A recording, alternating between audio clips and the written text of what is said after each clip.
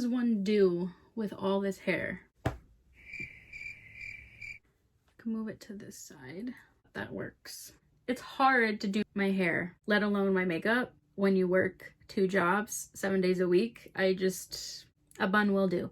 Hey guys, what's good? Welcome back to my makeup channel. So as you can see on my face, I have red spots and like red patches. What those are eczema flares. So eczema is just like a short term for dermatitis. Basically just dry skin, dry patches of skin, very irritated, very itchy, incredibly uncomfortable. I don't know, it's not fun. You're just stuck on what to do. When I have these flares, I can't do much. Like, I just try and stray away from makeup and let my face heal, because again, I don't want to irritate the skin any more than it is already. I'm going to show you guys how I treat my skin before a makeup look when these flares occur, and I don't know, just chit chat with you guys as well.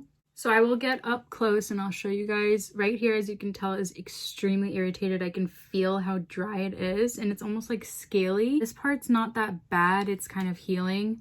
And I had like bumps up here, but they're starting to ease down a bit. My chin is like very bumpy and I can like feel the irritation. It goes down to my neck, but that kind of went away.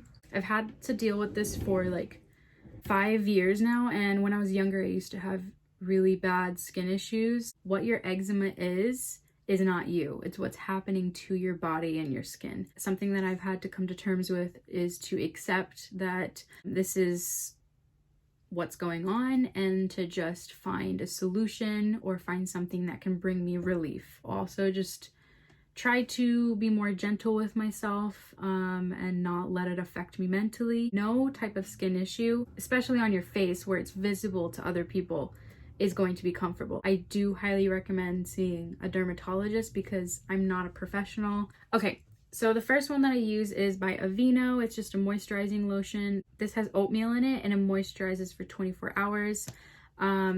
I use this on my knuckles because I do tend to get like really bad eczema on there. It doesn't really have like an overwhelming smell, it's just clean. Oh, and it's recommended by dermatologists actually. Next one is the Eucerin Eczema Relief Cream. This is my go-to. I always use this one and it's clinically proven to bring down the flares. No fragrance, no dye, and it's steroid free. Delivers 24-hour hydration, so I love this. It's not greasy at all, and I feel so much relief after I use this. The next one I recently found actually, and someone recommended it to me. It's the Eczema Honey Soothing Cream. I like to use this right after I get out of the shower and I clean my face, just to like lock in the moisture, and that's what this usually helps with. Before I put any of those on, I like to use this First Aid Beauty Facial Radiance Pad. These are just alcohol free because I don't want to dry it out even more. I'll grab a little pad and then gently I'll just like do it in circular motion. I'll clean the area. You will start to see how red my face gets in a little bit. And now that I did that, I'm going to apply the Eucerin, let that feed into the skin. I let that sit for about 5 minutes and then I'm gonna start my makeup. So I will be back in 5 minutes. Okay, so my hair is having a mind of its own today. I figured I would do my everyday makeup, quote unquote, is my work makeup. I try to limit it to concealers and just a little bit of coverage. I'm just gonna do my brows off camera and I will be quicker than a rabbit. I'll be right back. Just a quick PSA. When you're doing your brows and you have eczema prone skin, you will start to notice your skin flaking off, which is just... I'm back. Also, I googled that eczema can occur when you eat certain foods. Your body can get triggered by it, so I look like I just came out of the sun. I'm ready for a stroll. That's what it looks like. I'm gonna go in with concealer. This is Giorgio Armani. It's a lightweight concealer on each eye. I like to apply this to the high points of my nose and then also on my chin. And then I go in with Tarte Shape Tape. It's a little more coverage, like that. Then I go into this foundation. It's a cushion foundation by Honey Jarrett. I love this stuff. I need to get more.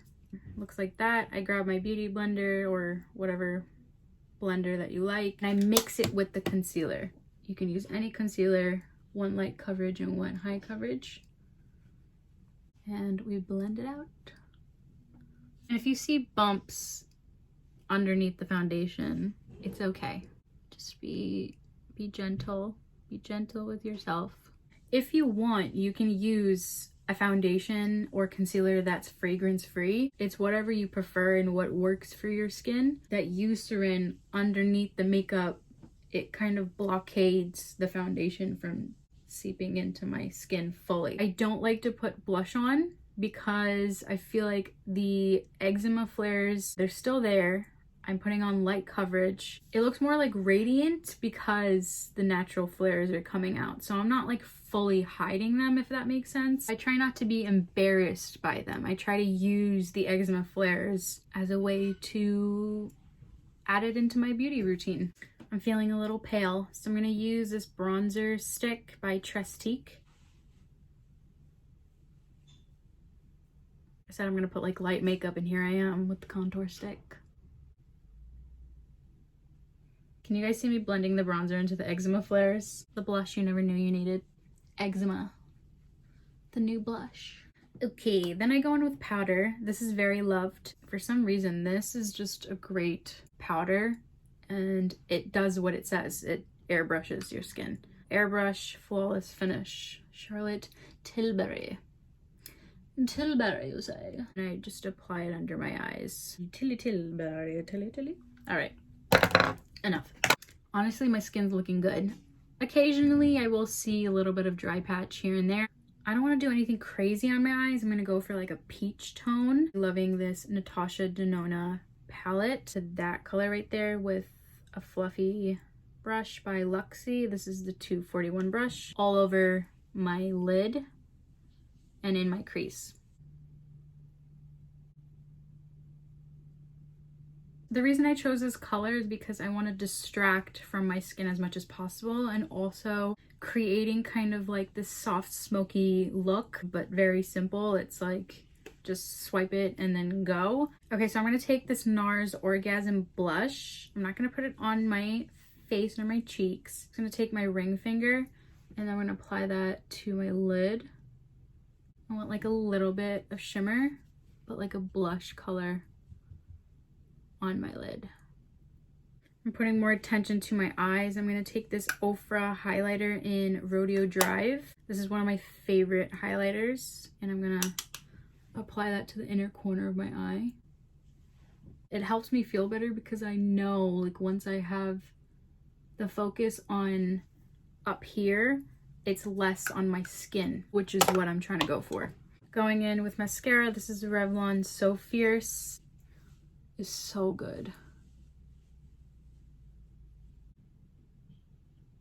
Now for lips, because my eczema does affect my skin, it will affect my lips. Just like the outer corners of it, it'll start to crack. So I will use either Aquaphor or I will use Blistex. I'll switch between the two. If you don't want to use that, of course you can just go in with like a lip gloss or something distracting. I like to use this pink lip gloss by Dominique Cosmetics in Lemonade, and it doesn't hurt that it smells good too. So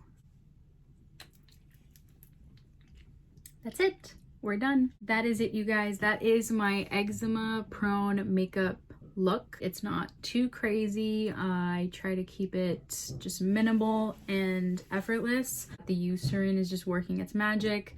The eyes and the lips are distracting, and it's what you're focusing on, and it's not my skin. Everyone's preferences for coverage are completely different. You can use high coverage concealers and high coverage foundations. I just preferred to take care of my skin, so maybe when it does start to heal, or if I do feel comfortable, I could do high coverage. For today's look, I didn't do that. I just kept it something light. I don't know.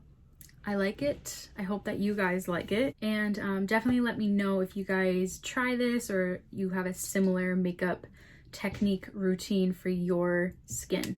I will see you guys in my next video. Bye.